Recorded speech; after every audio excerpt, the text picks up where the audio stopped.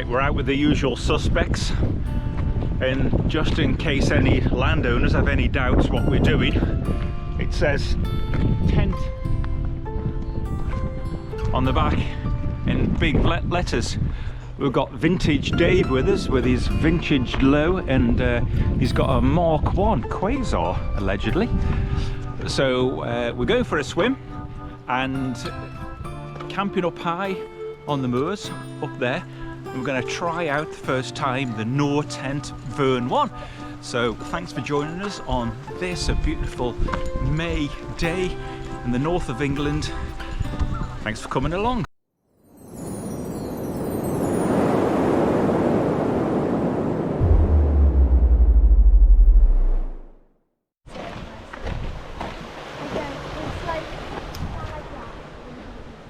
What a bit of paradise this is. A hamlet of Linhope, ornamental trees, beautiful garden, stream, just absolutely stunning. Look at that place. 1879, I think that says on there. Little period pebble dashing.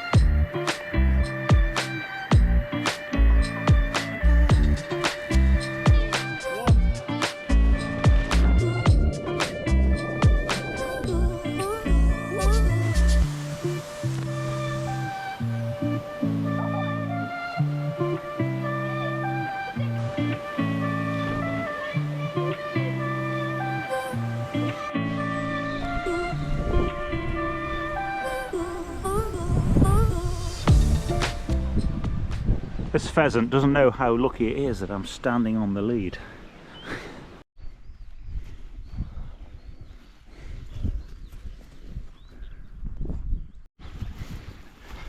Wow, the adrenaline of the river is over now, and now it's just a bit of a cross-country route finding through this gully down here. What was that? We have to camp at the top. That's going to be ideal. They're way down there, but they'll make it. It's getting quite late, so we'll find a spot, get the tent up. But it's beautiful up here, it's warm, loads of camping spots. I don't think there's going to be any trouble finding a pitch. We've got hundreds of square metres of choice. Hedgehope Hill over there. Right, you can see 50 miles down here, down to Newcastle, and over here to the North Sea. Not quite as good as I'd hoped on here. Lots of lovely rocks though, and little dining spots. I think that little grassy bit just over there is going to be the best. Nice. So this footprint is off a 3-man Vango tent, the Mirage 300 Plus, so we'll see how that fits.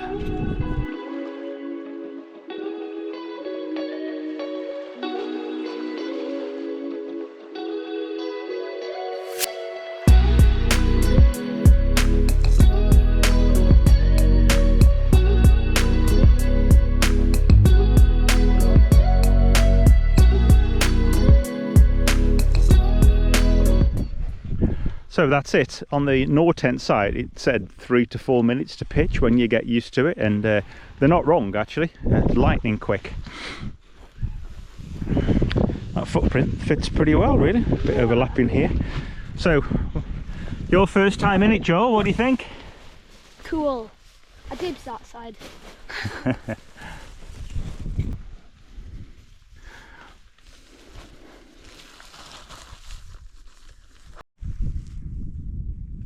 So here's a stealth test.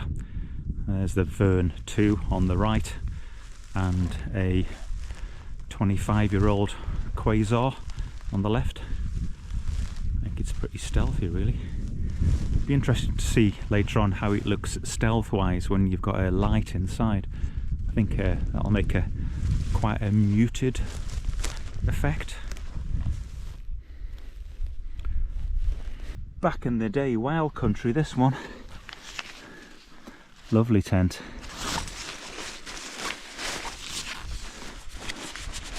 That ground sheet's made out of lorry tarpaulin, I think. Yeah. So thick. I'm a bit concerned that the grass is slightly older down the tree. I think the modern ones have a guiding point here, don't they? Pull it out. So for tonight for dinner it's basmati rice, and I've got a slow cooked beef rogan josh that I did last night, and some plain baked garlic coriander naans. And David's got the pudding. It's a mystery what that is.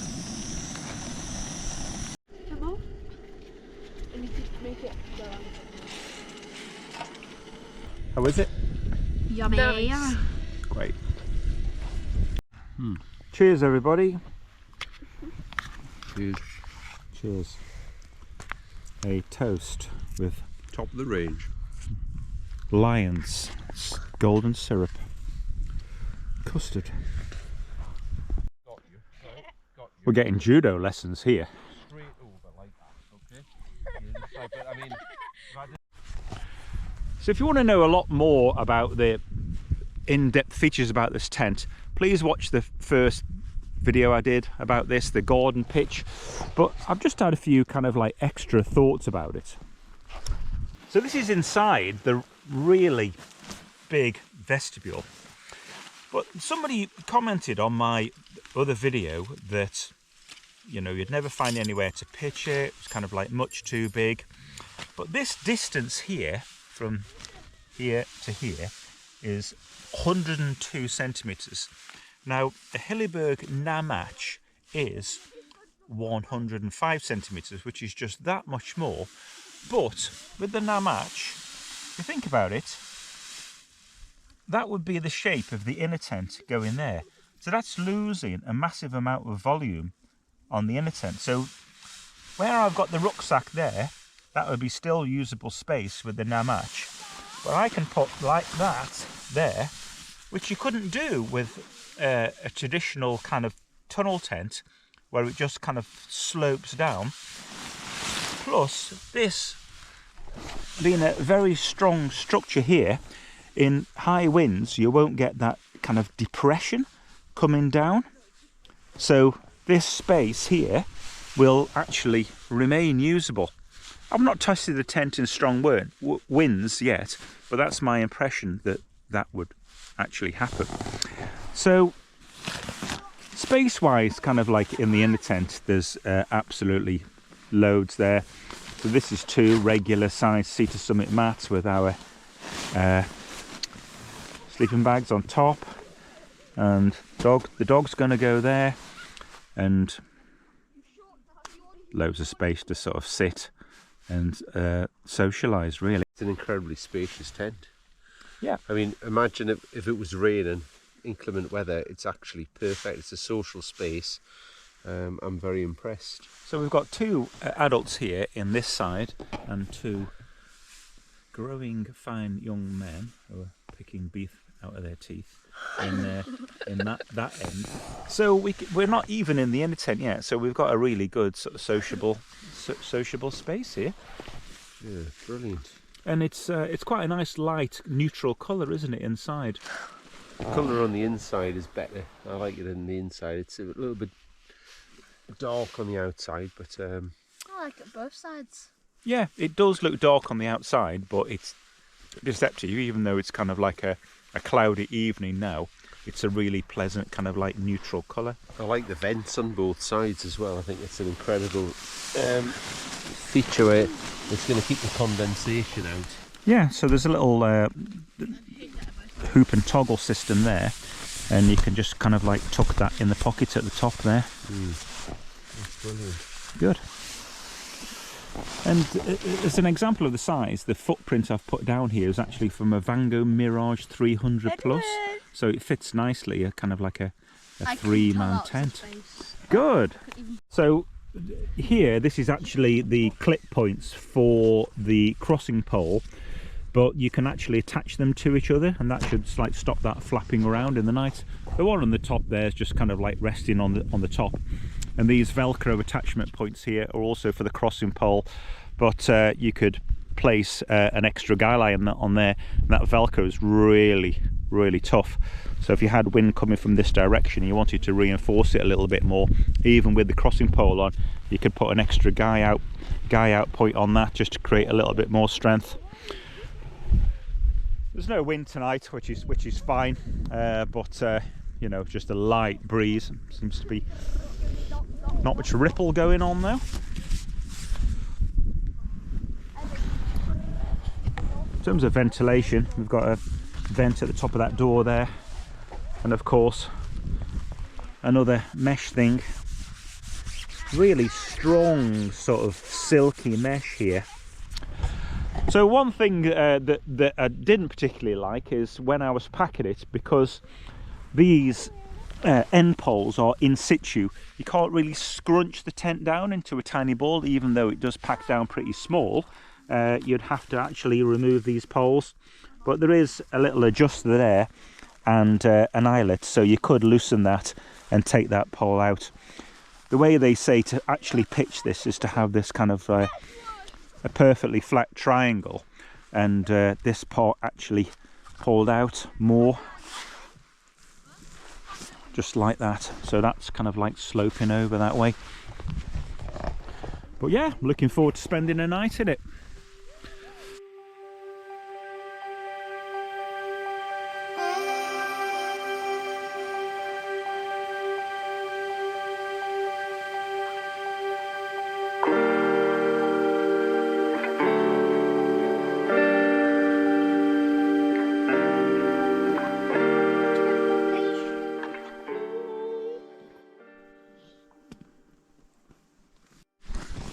Right, that's us tucked up in bed. It's been a good day. We've had a wild swim, haven't we? Yep. Yeah. So we're here in the Vern 2. Got plenty of space. Kind of slipping diagonally. The dog's got plenty of space. Got a little bit of vent open. And if we just put the light off, you can maybe see the door poles are really glow in the dark. They are. Look at that. Way. So, nighty night. I'll see you in the morning.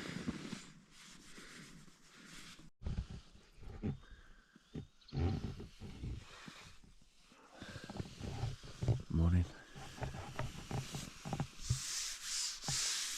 It's been a very still, warm night.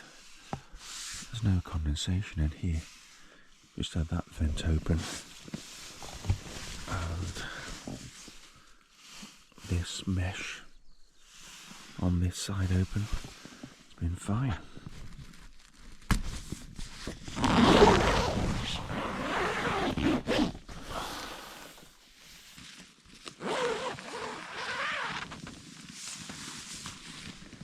It's kind of like blue on his back, like it's beautiful.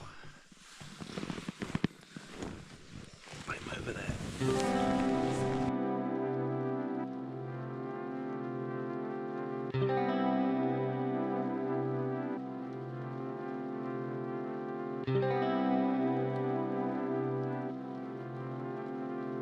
Folding the tent away. I've kind of folded the ground sheet down, which I always would have with a tent, so the ground sheet's in contact with the ground, of course. And then if you wanted it a smaller package, I mean that's kind of like the length of my forearm, these end support poles, and it'd be a case of just loosening those buckles, and that's a captive sleeve there, just to kind of like take those out there. That would pop off. I'm not going to now, but that would be kind of like an easy way of getting the package smaller. Pretty quick.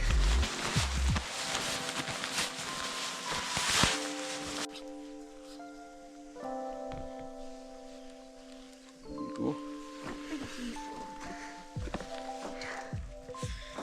Lovely.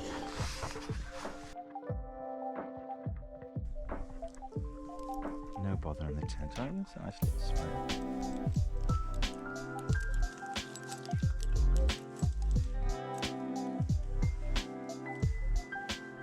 So that's us. We've left no trace at all. Just finishing off the last packing up. So that's been a great night in the Nortent Vern 2. And I want to thank Nortent for sending me the tent. I'm sure to be using it again in the future, and something of my tent lineup is going to be for sale. So, has it been a good camp, lads? Yeah. Oh, excellent. Okay, so it's goodbye from us. Well done, everybody. Top marks for jumping straight in the river. Say bye. Bye. Are they poisonous? Yeah, they can bite you. Beautiful, isn't it? Good spot, Joel. Yeah.